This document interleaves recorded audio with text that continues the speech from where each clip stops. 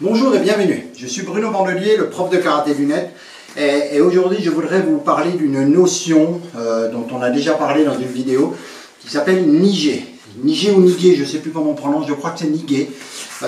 Cette notion qui correspond en fait à une fuite d'une partie du corps par rapport à la technique. Donc je voudrais qu'on en reparle plus en détail parce que, quelqu'un a lancé un débat sur internet et puis donc voilà, ça alimente le débat. Donc je voudrais vous expliquer un peu plus en détail. Alors, Nige, ça ne veut pas dire rotation sur les talons ou quoi que ce soit. Moi, je vous avais fait une vidéo sur la rotation sur les talons pour éviter justement Nige. Nige, ça veut dire fuite en arrière. C'est-à-dire que à partir du moment où vous avez une partie du corps qui va à l'inverse de la technique, c'est ce qu'on appelle Nige. Donc, par exemple, au début de Heian Shodan, quand vous faites Geden Barai, si vous tournez sur la pointe des pieds, ce que font 90% des gens, voici ce qui se passe. Là, je me mets, vous voyez, je me mets ici. Mon centre de gravité est ici, d'accord? Mon pied est ici. Regardez ce qui se passe si je tourne sur la pointe des pieds, je vais faire ça, d'accord? Mon centre de gravité est toujours au même endroit, mais mon pied et toute la partie là de ma jambe a reculé. Donc ça c'est Nige, parce que j'ai une partie du corps qui recule. Ça fait que dans ma technique, j'ai moins de force, puisque je n'ai que la force de rotation de mes hanches. Si je tourne sur les talons, ce que préconisent les anciens, c'est de tourner sur les talons, en tout cas dans les katas. Alors si je tourne sur les talons, c'est comme ça.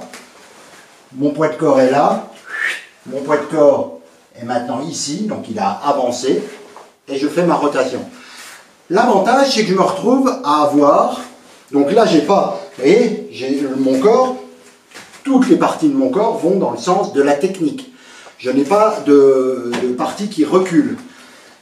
Et l'avantage que je vais avoir, c'est que je rajoute à la rotation, je rajoute la translation de mon centre de gravité.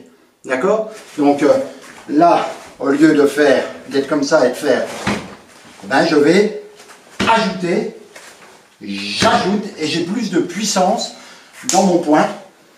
Bon là je donne l'exemple avec le point, dans le kata c'est Geden Barai, mais j'ai plus de puissance dans ma technique parce que j'ai additionné la force de rotation à la force de translation. Il y en a qui me disent, ouais mais en combat par exemple, eh bien on ne tourne jamais sur les talons.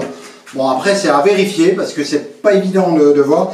Ce qu'on ne fait pas non plus en combat c'est ça, on ne tourne pas sur place comme ça. Si vous avez quelqu'un là-bas, vous allez aller vers lui, vous allez vous diriger vers lui, peut-être que vous allez pousser sur la pointe au lieu et non pas sur le talon, ça dépend après de vous, mais vous ne faites pas ça, d'accord? Vous ne reculez pas. Alors, quand je dis vous ne reculez pas, c'est ce que j'expliquais dans le post sur Facebook. On peut aussi imaginer qu'on recule, surtout dans une technique comme Geden Barai, dans le Bunkai, ça peut très bien être, je recule pour faire Geden Barai, il y a un coup de pied qui arrive, je recule dessus, j'avance pas dessus.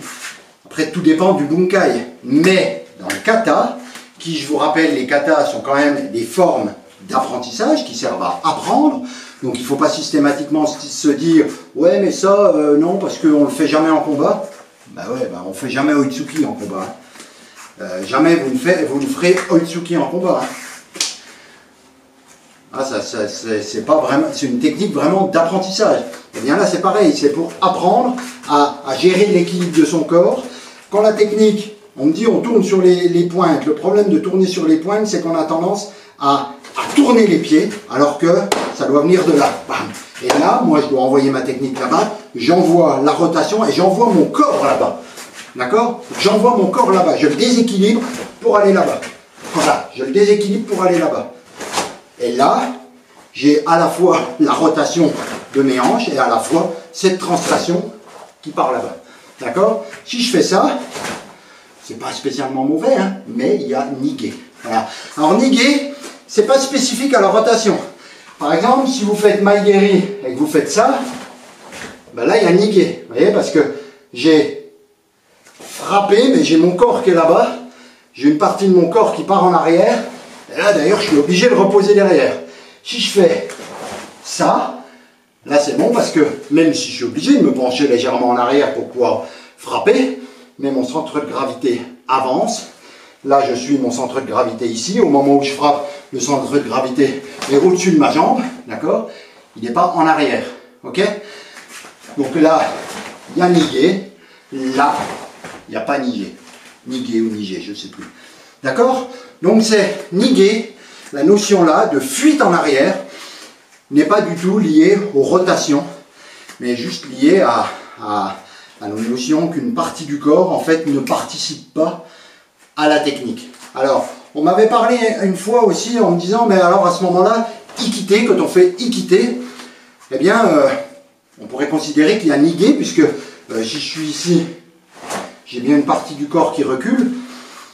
Sauf que là, on ne peut pas considérer ça comme nigué, parce que ça fait partie d'une rotation, et on a bien participation de ce bras-là à la rotation. Hein, tout le corps tourne, et donc cette rotation participe à la technique. Il n'y a pas de fuite. Alors que quand je fais ça, ben, j'ai mon corps qui fuit par rapport à la technique. Quand je fais ça, ben, j'ai cette partie-là qui fuit par rapport à la technique. Ce qui n'est pas aberrant, hein, moi dans ce que je vous disais, dans Heian Shodan, le fait de faire ça, d'un point de vue réalisme, c'est pas du tout aberrant si on considère que c'est un coup de pied qui arrive et que je me tourne pour le bloquer. Ça, c'est pas aberrant. Si par contre on considère que c'est un étranglement et que je veux emmener la personne là-bas, eh ben à la limite, c'est pas irréaliste de tourner sur les talons pour emmener, pour se servir de son poids de corps pour emmener la personne là-bas. Vous voyez, donc on peut aussi expliquer le fait de tourner sur les pointes ou les talons, eh bien en fonction de son bunkai, mais il n'empêche que à l'origine, les katas, on devait tourner sur les talons et non pas sur la pointe. Sinon, il y a nigué. Voilà. Donc après, bah, chacun fait comme il veut. Hein. Moi, c'était juste pour préciser pourquoi sur les katas, on doit tourner sur les talons. Donc c'est pour ça que j'avais fait la vidéo. Vous devriez pouvoir la retrouver dans ma chaîne en cherchant. Ça devait être la vidéo qui s'appelait rotation sur les talons pour éviter nigué. Je vous cache pas que moi, il y a 3-4 ans, je tournais sur les pointes, parce que je faisais comme la plupart des gens. Et c'est en rencontrant Sensei Johnny Jens qui, lui, m'a expliqué cette notion de nigué. Et depuis, je me suis habitué, en fait, à tourner sur les talons dans mes katas. Et du coup, je trouve que j'ai beaucoup plus de... de puissance et d'efficacité dans mes techniques. Alors, autre chose, j'ai vu une vidéo de quelqu'un qui explique qu'il faut tourner sur les pointes parce que, voilà, il explique que, en fait, on doit presser au sol, et quand on presse au sol, hop, vous voyez, il fait ça. Quand on presse au sol, tac, on vient sur l'avant comme ça. En fait, je ne suis pas d'accord du tout. Quand on presse au sol, ben, on vient presser sur le pied, pas spécialement sur l'avant, on presse sur l'ensemble du pied. D'accord? Le pied, c'est hyper bien fait, un pied, hein. C'est une voûte comme ça. La force descend là et vient sur la voûte, comme une voûte romaine, hein, et du coup on a le pied a la capacité d'absorber le poids, et même d'avoir une certaine élasticité pour renvoyer l'énergie. Mais voilà, quand on presse sur le sol, on presse sur le pied complet, et non pas que sur l'avant du pied, d'accord, sur le pied complet. Et quand on tourne, quand on pivote sur le pied, alors j'ai vu dans la vidéo, la personne elle dit, ben là on ne tourne pas sur les talons parce que sur les talons, voilà, ça donne ça, on part en arrière. Et non, on ne fait pas ça, hein. C'est sûr qu'on ne fait pas ça pour ensuite tourner. C'est pas ça du tout. Ça part d'ici, on tourne. Ah, ça part d'ici, on envoie, et le talon ne sert que d'appui. Voilà, je ne m'en sers que d'appui pour tourner, pour pivoter. D'accord? Je viens enfoncer, comme dans la plupart des techniques en karaté, je viens enfoncer mon poids, ma force dans mon talon pour envoyer, voilà, pour frapper. D'accord? Donc, on enfonce là. Si je tourne sur la pointe, je dois soulever tout ça, je dois soulever ma jambe pour tourner. Là, je n'ai que ça à faire. Hein. Je n'ai que ça à faire, ça part d'ici et je n'ai que vraiment ce mouvement-là à faire au moment de partir. Sinon, je fais pareil là. Là, je fais pareil. Là, je n'ai que ça à faire. Et finalement, c'est beaucoup plus efficace. Et entraînez-vous, faites-le, faites-le, faites-le. Et après, vous choisirez ce que vous voulez, mais faites-le pour ressentir ce mouvement-là. Vous verrez qu'après, vous aurez beaucoup plus, même dans les techniques classiques, beaucoup plus la tendance à venir écraser, à venir frapper dans le sol avec ce talon. D'accord? Ce qui est très important en karaté. Voilà, écoutez, on va pas aller plus loin. J'espère que cette vidéo vous a plu et qu'elle vous a expliqué un peu mieux ce qu'était Nige. Et puis que voilà, que après vous choisissez ce que vous voulez. Moi, et voilà, je vous donne mon avis. Maintenant, qu'est-ce qui est bien par rapport au combat, par rapport à tout ça, bon, chacun fait comme il veut, chacun pense ce qu'il veut.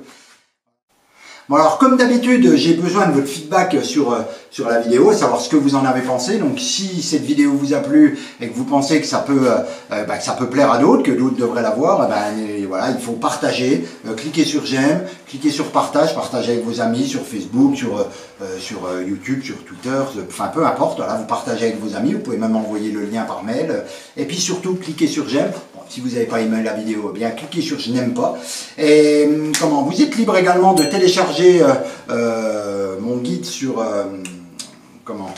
comment réussir vos passages de grade. J'ai fait un petit guide pour vous donner des conseils, les 7 conseils pour réussir vos passages de grade. Et puis, écoutez, vous pouvez le télécharger. Vous cliquez sur l'image qui apparaît, vous cliquez dessus et puis je vous envoie ça dans votre boîte mail. Allez, bye bye.